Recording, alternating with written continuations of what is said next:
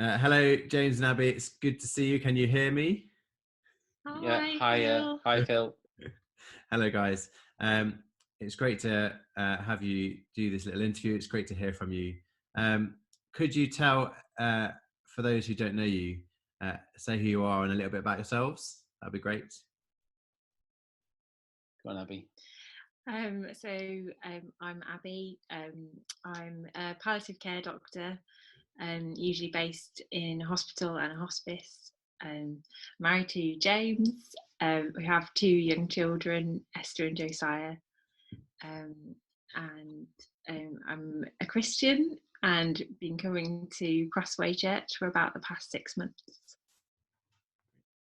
And yeah, I'm James, married to Abby. I also have two children, and I also go to Crossway Church for about 2 months. 6 months. 6 months, sorry. And I'm a GP registrar in a practice in Stourbridge. Great. How old are your children? We did think about this before you asked us, because we just had to remember 5.5 and 2.5. Okay. So you're both in the medical profession then. So what does your week usually look like? So for me, I work part-time. I work 3 days a week, and I'm usually based in a hospital, and then occasionally in a hospice at weekends as well. The week is usually very busy between going to work and juggling things with the children. Yeah, I'd say our household is a busy and noisy one. Okay. And James, what's your normal week? I'm also part-time, but I work Monday to Thursday, and two of those days are generally long days, but the other two not too bad. And then Fridays I help look after the children. Yeah. Okay. So tell us a bit, how has COVID-19 kind of had an effect in your area of work and in your kind of working life? What effect has it had? So palliative care is all about looking after people towards the end of their lives and also helping to manage difficult symptoms. So in our department, we've seen a big rise in the number of referrals. Lots of people needing support and help, both emotionally, psychologically, and physically with their symptoms as well. So yeah, it's got a lot busier at work. And yeah, I think James would agree. We've seen a lot more patients that are very fearful and anxious about the situation that's going on. How about you, James? Well, GP life has changed immensely. Now that we're pretty sheltered actually in the GPs. It's not I'm not like one of the ITU doctors or nurses, or we're doing a lot of most of our appointments now telephone triage over the phone, and then if we feel that they need to be seen, we'll either see them at home, or if they're under the age of 60, we'll see them in the practice. But it's completely changed the way GP works, and I think in the future what you'll find is that a lot more appointments will be over the phone and also over video calls as well. We're just introducing new video calls. But yeah, like Abby says, speak to so many people, and at least a third of them just mention how anxious they are about coronavirus. A lot of vulnerable people, particularly those with underlying respiratory conditions or pre-existing cancers, obviously having to be shielded and very isolated as well. But even those who generally are not too unwell, but definitely, and those with underlying anxiety already, their anxiety levels have worsened as well. And for you guys, how is it managing two young children and kind of working kind of at different times, and has your roles changed? How's that or doing for you? How are you coping with that? Yeah, it's a real juggling act. It's been really busy. The kids have been at home more than usual. I've been able to work from home for the past week or two, which has helped.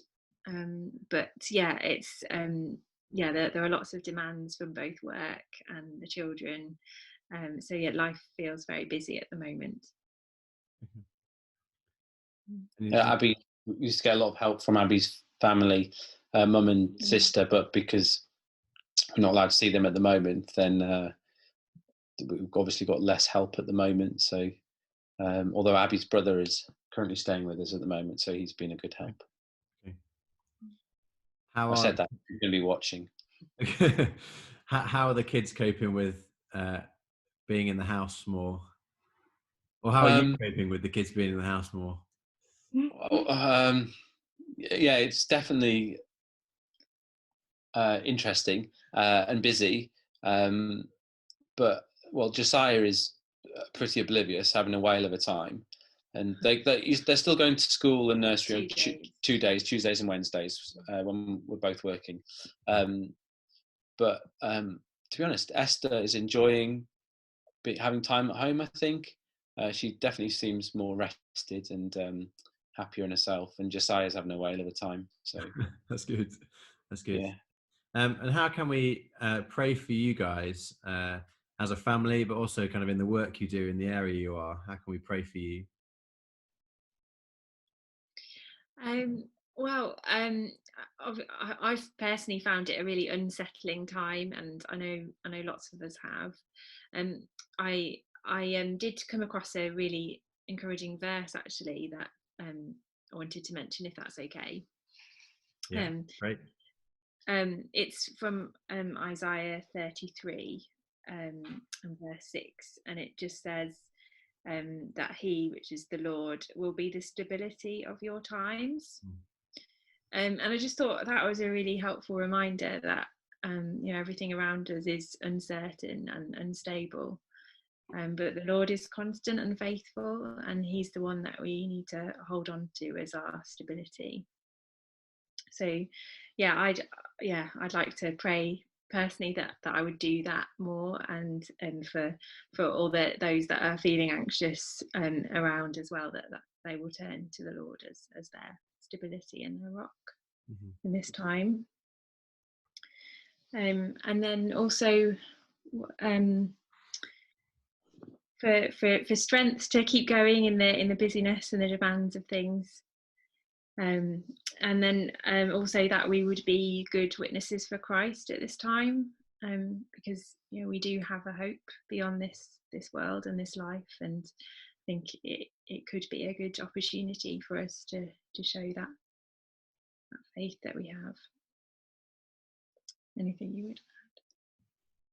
Yeah, the same really, just to know God's peace in all of this, and to be able to encourage and empathize with everyone around us, our patients, our colleagues, just to uphold each other. Yeah, okay. Well, we'll pray for you, certainly, for those things. Thank you guys for giving some time to talk to us and encourage us as well. So we'll pray for you now, actually. So we'll see you soon. Bye. Thank you. Bye. Bye.